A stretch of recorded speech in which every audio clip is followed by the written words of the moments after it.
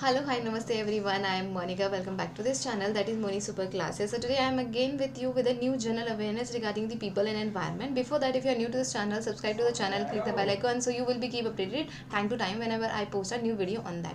तो अभी का जो जनरल अवेयरनेस है वो हमारी रिन्यूएबल एनर्जी से रिगार्डिंग है। तो जो इंडिया में हमारे जो प्रधानमंत्री बोल लो और प्रेसिडेंट बोल लो, उन्होंने ये टारगेट सेट किया है कि अब से हम हमारा जो रिन्यूएबल एनर्जी टारगेट है वो 450 गीगावाट यानी 450 गीगावाट हमारा टारगेट होगा 2030 तक, राइट। सो इंडिया ने एम्बार्क किया ambition that we are having the 450 gigawatt renewable energy target 2030 तक। लेकिन जो अभी तक का जो टारगेट था मैं आपको बताऊं 2022 तक का, जिसमें हम अभी तक काम कर रहे हैं and we done quite well in that. India का जो रिन्यूएबल एनर्जी टारगेट 2020 तक का था वो था 175। Okay, and we are good achieving, we are actually kind of very good achieving this target. But this new climate exchange policy, इसके अंदर जो हमारे प्राइम मिनिस्टर जी हैं रामनाथ कोविंद जी, इन्होंने हमारे रिन्यूएबल एनर्जी का जो टारगेट है वो एनहेंस करके 2030 कर दिया है, यानी टाइमलाइन इंक्रीज कर दी है। और 2030 के अंदर पहले था 175 गीगावाट 2022 तक, और अब जो हो गया है वो हो गया है 450 गीगावाट रिन्यूएबल एनर्जी हमें 2030 तक अचीव करनी है। पहली जनरल अवेयरनेस तो ये है, very important, which is important again for the exam point of view. यहाँ पर आप देख लो। और इस योजना के अंतर्गत इस 450 गीगावाट रिन्यूएबल एनर्जी हमें 2030 तक इंक्रीज करनी है। तो इसके लिए जो तैयारियां की जा रही हैं उसके अंदर पहला तो चीज़ ये है कि जो हमारे इस पॉलिसी के अंदर जो हमारे फार्मर्स हैं इंडिया को, उनमें से 70 लाख जो सोलर पंप प्रोवाइड किए गए हैं फार्मर को इंडिया के अंदर, किस स्कीम के अंतर्गत? प्रधानमंत्री कुसुम योजना के अंतर्गत। One more thing, I highlighted the important point which can be asked in the competitive exam as a part of general awareness, so you have to keep in mind, and it is very much easier for you to read by yourself, okay? तो and I'm also highlighting time to time। उसके अंदर क्यों किया गया है, क्यों दिए गए हैं 70 सोलर पंप हमारे फार्मर्स को, कौन सी ये स्कीम इंपॉर्टेंट है याद रखनी, प्रधानमंत्री कुसुम योजना के अंतर्गत, राइट, ताकि हम ज़्यादा कैपिटलाइज कर सके हमारी क्लीन रिसोर्सेज को, okay, which is again important for the exam point of view. और इंडिया का जो हम जिस पे ऑलरेडी में काम कर रहे हैं हम, क्या था वो 175 यानी 175 गीगावाट पे जहाँ पे तक हम काम कर रहे हैं, जो कि लास्ट टारगेट था, जो डेडलाइन थी वो 2022 था, राइट। तो उसके अंदर अब देखते हैं हमने कितना अचीव किया। तो जो हम already we are working 175 gigawatt renewable energy जिसका टारगेट है 2022 तक। इसके अंदर कैसे बाइफरकेट किया गया है, इसके अंदर जो 100 गीगावाट है वो सोलर को डिस्ट्रीब्यूट किया गया है, और जो 60 यानी 60 गीगावाट विंड एनर्जी को। मैं यहाँ पर आपको चार्ट बना के दिखा देती हूँ। So which is again important कि अभी क्योंकि 2020 is not complete yet, we are just enter 2021, हमने अभी तो 2021 में ही कदम रखा है। तो 2022 अभी तो दूर है, टाइम है जिसके अंदर हम और भी अचीव कर सकते हैं। लेकिन ये भी इंपॉर्टेंट है कि हमने कितना अचीव हमने किया है राइट नाउ। तो अगर मैं बाइफरकेट करूँ, let me find a space. So 175 जो गीगावाट है रिन्यूएबल एनर्जी का,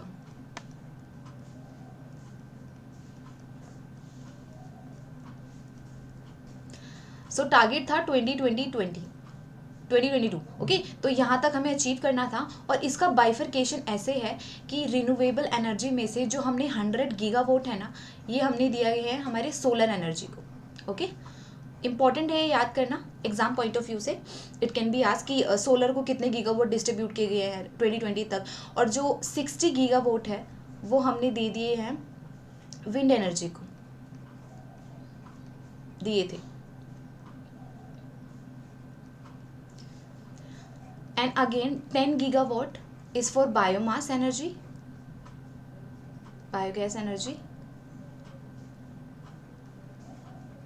okay, and remaining 5 gigawatt for small hydropower, small hydro plants को दिए। ये बाइफरकेट है, दिस इज़ इम्पॉर्टेंट राइट। लेकिन अभी जो हमारी पॉलिसी के अंदर जो टारगेट न्यू सेट किया गया है नेशनल क्लाइमेट एक्सचेंज समिट के अंदर, जो हमारे प्राइम मिनिस्टर जी हैं, उन्होंने क्या किया है कि हम 175 गीगावाट को इंक्रीज़ करते हैं फॉर 50 गीगावाट। हम इतना अचीव करने की कोशिश करेंगे रिन्यूएबल एनर्जी, अपने रिन्यूएबल एनर्जी में इतना टारगेट हम सेट करते हैं। और ये टारगेट की जो डेडलाइन है इन्होंने रखी है, we achieve this target by 2030, यानी 2030 तक हम ये 450 गीगावाट का जो टारगेट है अचीव कर लेंगे। अभी प्रेजेंट सिनेरियो है इतना, और ये बाइफरकेशन थी। अभी जो न्यू टारगेट है 450 गीगावाट, इसका बाइफरकेशन अभी तक नहीं आया है। ओके, सो अभी तक दिया नहीं गया, लेकिन ये बाइफरकेशन है, it is important to exam point of view.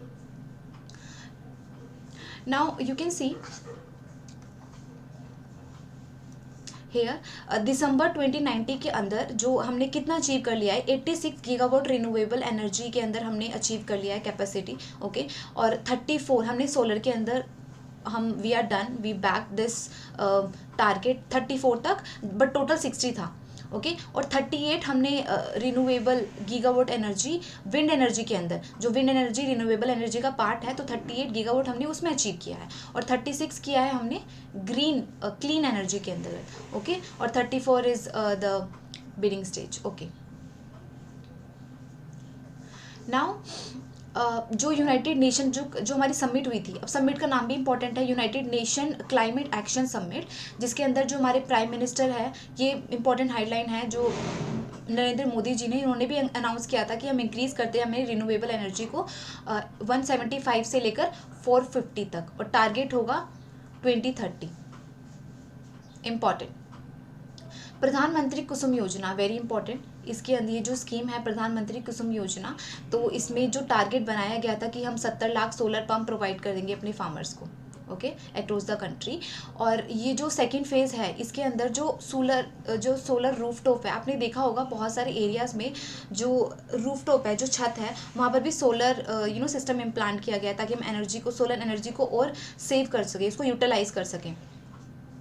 और 38 गीगावाट इलेक्ट्रिसिटी के अंदर जनरेट करनी है, इलेक्ट्रिसिटी के थ्रू पावर। सो सितंबर लास्ट ईयर जो प्राइम मिनिस्टर नरेंद्र मोदी जी थे, ये सेम चीज़ है कि अब हमें क्या है, जो ये 450 गीगावाट है ना, हमें नॉन फॉसिल फ्यूल टारगेट किया है हमने, कि ये जो 450 गीगावाट है, हम कौन सी एनर्जी को ध्यान में रख के करेंगे, कौन सी मीडियम को, नॉन फॉसिल फ्यूल हमें इंक्रीज़ करना है। ओके, डबल करना है, important to remember for exam point of view. कौन सी मीटिंग के अंदर, climate exchange summit at United Nation, जो हेडक्वार्टर है ना क्लाइमेट एक्शन समिट का, वो क्या है, यूनाइटेड नेशन हेडक्वार्टर है। ओके, तो अब देखो, अब नॉन फॉसिल फ्यूल्स, पहली बात इसको तो समझने के लिए क्या होता है, what is non fossil fuels और व्हाट इज फॉसिल फ्यूल्स। तो अगर मैं नॉन फॉसिल फ्यूल्स की बात करूं, first thing, these fossil fuels are non renewable, यानी ये इजी नहीं होते बनने, बहुत साल लग जाते हैं इनको बनने में। ओके, और ये जो होते हैं, इसके अंदर मैं एग्जांपल आपको दूं, जैसे कि हमारा कोयल हो गया, यानी कोयला, पेट्रोलियम हो गया,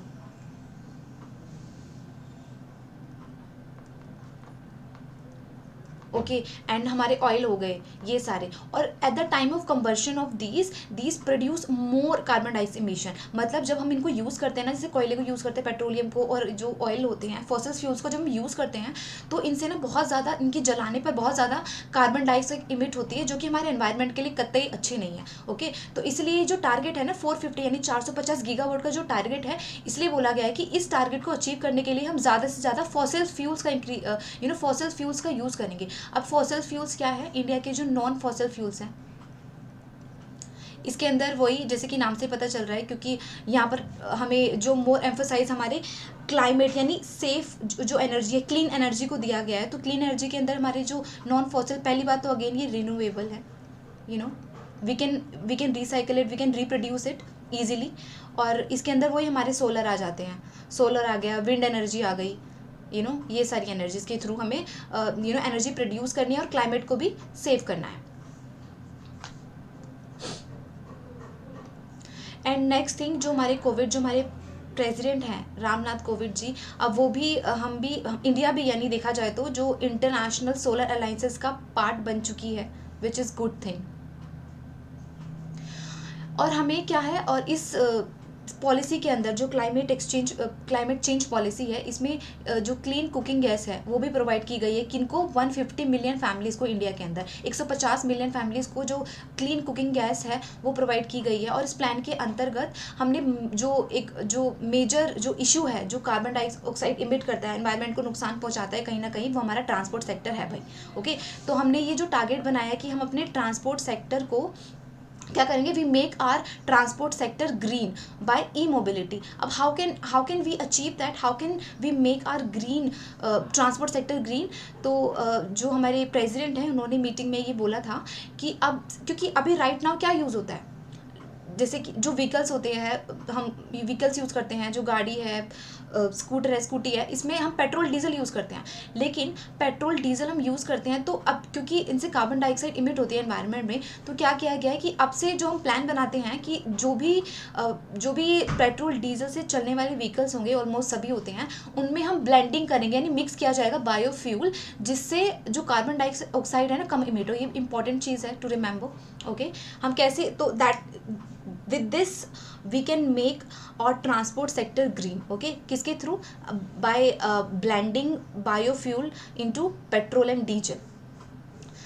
ये चीज़ें आप देख लो, ये जो है, ये जो चार्ट है, ये पुराना 170 गीगावाट जो हमारी 2022 तक का 175 गीगावाट का जो टारगेट था, ये उसका बाइफिकेशन है, जो कि मैंने ऊपर आपको बता दिया। और ये भी इंपॉर्टेंट है, याद रखना, ठीक है, ये एग्जाम में पूछ लेते हैं, क्योंकि अभी जो 450 गीगावाट अभी जो न्यू टारगेट बनाए 2021 में, उसका बाइफिकेशन नहीं है।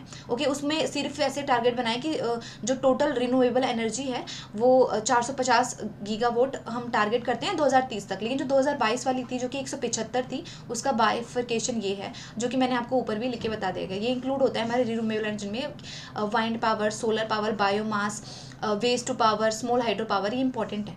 ओके, और जो कि मैंने आपको यहाँ पर बता दिया था। अब मूव करते हैं हमारे इंडेक्स के ऊपर। ओके, तो भाई हमारा, आप ये भी देख लो, जो क्लाइमेट चेंज, ये सेकंड जनरल अवेयरनेस है, जो इंडेक्स है climate change performance index, India का क्या रहा, इंडिया की परफॉर्मेंस इंपॉर्टेंट है एग्जाम पॉइंट ऑफ व्यू से, ठीक है। और थोड़ा सा कंपैरिजन भी देखेंगे और कंट्रीज़ के रिगार्डिंग, जो कि मेजर इकोनॉमी है। तो भाई इंडिया का जो रैंक है वो है 10th, which is a extremely good rank climate exchange performance के अंदर, जो CCPI इंडेक्स है, ठीक है। 2021 के अंदर इंडिया बैक्ड अ 10th रैंक। लास्ट टाइम जो हमारी रैंक थी ना, वो 9th थी। हम थोड़ा सा स्लिप हुए हैं, but still we are in a top 10, तो जो कि अच्छी बात है, क्वाइट गुड। ओके, और ये जो परफॉर्मेंस किन के बीच देखी जाती है, देखो, जो हमारा क्लाइमेट चेंज पॉलिसी है, जो परफॉर्मेंस इंडेक्स है, इसके अंदर ना टोटल 57 कंट्री है plus European union. Let me right it down. जब ये पूरी रैंकिंग होती है ना, इसके अंदर 57 countries plus European union, EU है। ओके, ये नेशंस होते हैं। और इसके अंदर जो हमारी इंडिया की जो रैंक है वो 10th है, जो कि हाईएस्ट है, top 10। For the past 2 consecutive year we are back the top 10th in the climate change performance index. पिछले 2 सालों से हम ये जो अचीव रैंक कर पा रहे हैं।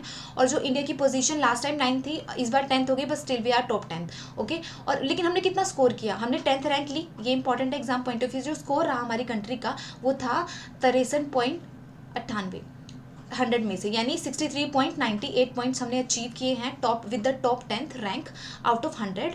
और जो इंडिया की जो, अब हमें पता है कि हम कैसे, 4 मेजर्स होते हैं जब हम क्लाइमेट चेंज पॉलिसी यूज़ करते हैं। पहला जो मेजर है, let me right it down,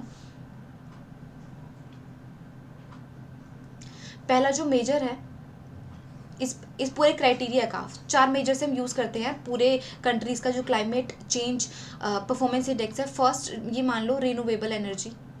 okay, second we have energy use,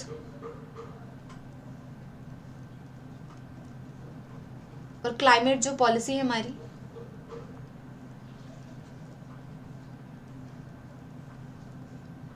और हमारा इमिशन हो गया।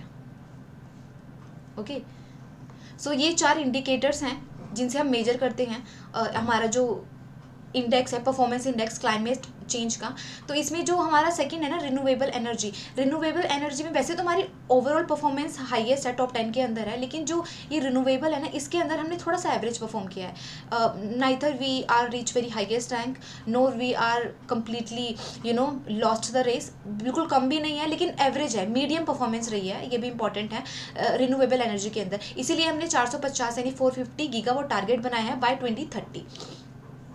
But overall our performance, India की जो परफॉर्मेंस है क्वाइट गुड। ये देख लो चार्ट, यहाँ पर एवरीथिंग इज देयर। देखो इस परफॉर्मेंस के अंदर जो टॉप 3 है ना, ये जो 3 रैंक्स हैं, टॉप 3 रैंक्स, नो बडी अचीव टॉप 3 रैंक, मतलब किसी की परफॉर्मेंस इतनी अच्छी थी नहीं कि वो जो फर्स्ट 3 रैंक है वो अचीव कर पाए। जो रैंक स्टार्ट ही 4 से हो रही है, जो 4th रैंक है वो स्वीडन की है, 5th है यूके की, डेनमार्क की। एग्जाम के लिए ये इंपॉर्टेंट है पहले तो इंडिया की क्या रैंक है, और एग्जाम के अंदर ये भी इंपॉर्टेंट है कि सबसे ज़्यादा रैंक किसके। देखो फर्स्ट 3 में तो कोई है नहीं, मतलब किसी का इतना अच्छा बेंचमार्क रहा नहीं कि जो स्टार्टिंग की 3 पोजीशन होल्ड कर पाए।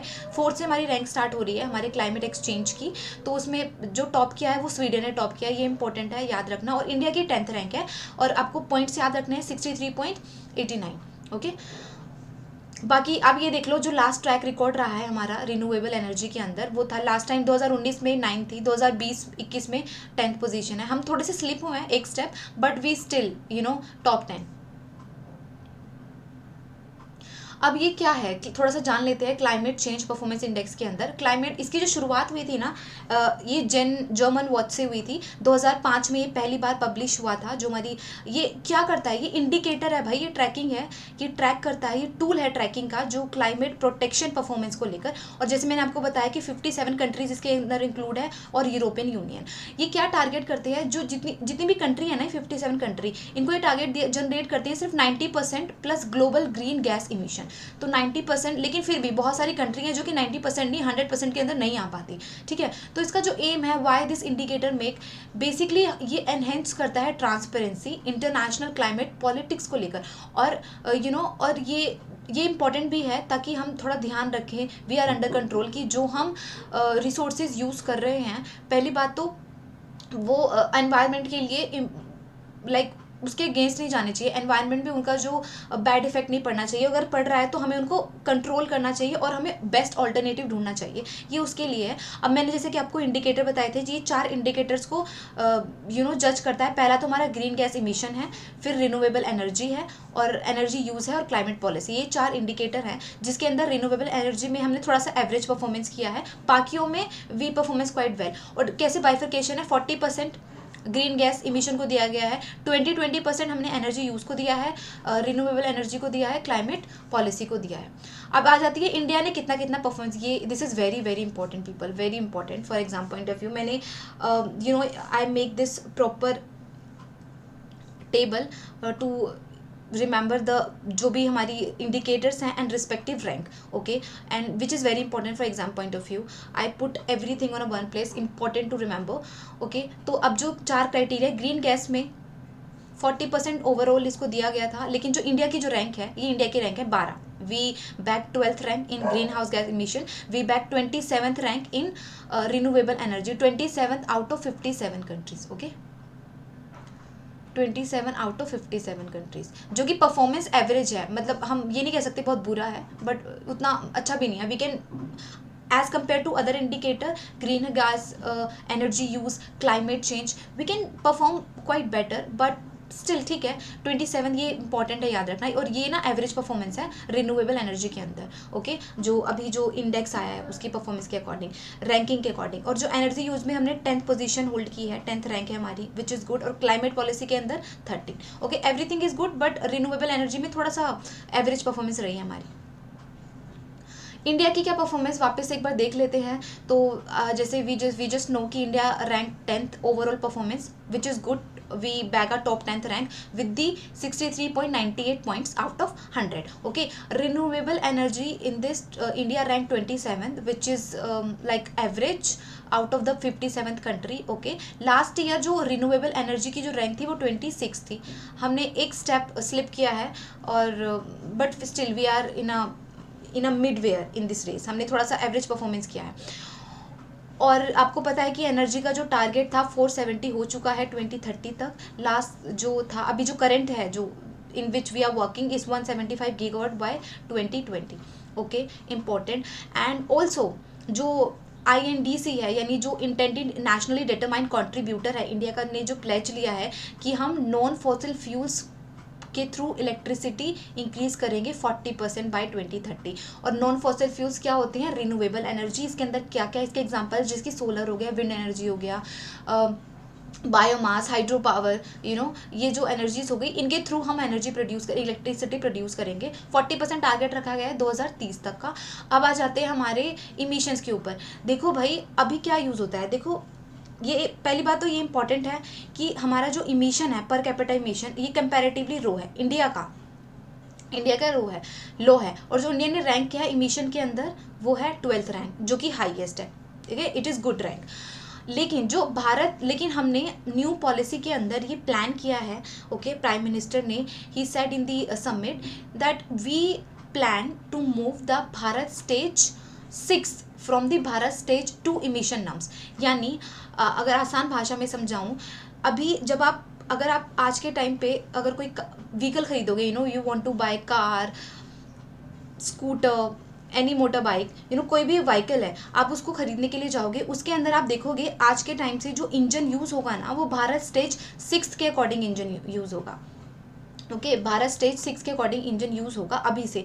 पहले जो था भारत स्टेज 4 का इंजन यूज़ होता था. और भारत स्टेज 6 इसलिए बोला गया है कि इंडिया ना Bharat stage 6 emission norms use करेगी, यानी इंजन वो होगा आज के टाइम पे. क्यों होगा ऑटोमोबाइल के अंदर? क्योंकि ना ये कंट्रोल ज़्यादा करता है इमिशंस को, कार्बन डाइऑक्साइड की. ठीक है जी. तो हमने मूव क्या किया है, ये भी इंपॉर्टेंट है याद रखना, कि अभी तक यूज़ हो रहा था इमिशन. अगर हम इमिशंस का देखें, इमिशंस में जो इंजन था ना, वो जो Bharat stage 4 emission engine use हो रहा था. न्यू पॉलिसी, क्लाइमेट पॉलिसी के अंदर हमने मूव किया है भारत स्टेज 6 इमिशन के अंदर. Okay, important to remember motor vehicles में, ताकि हम कंट्रोल कर पाएँ इमिशंस को. अब now the time to test your knowledge. Okay, I make some MCQ based on this general awareness we just studied. So let's see how much you understand the topic.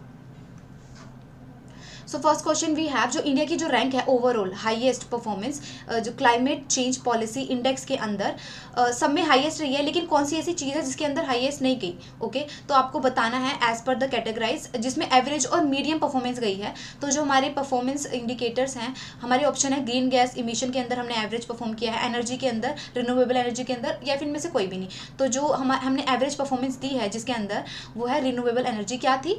हमने 27 rank, we get 27 rank out of 57 country, जो कि average है. बाकियों में हमारी अच्छी performance है, और ओवरऑल देखा जाए तो हाईएस्ट परफॉर्मेंस है. टॉप 10 के अंदर हम आए हैं, इंडिया आई है.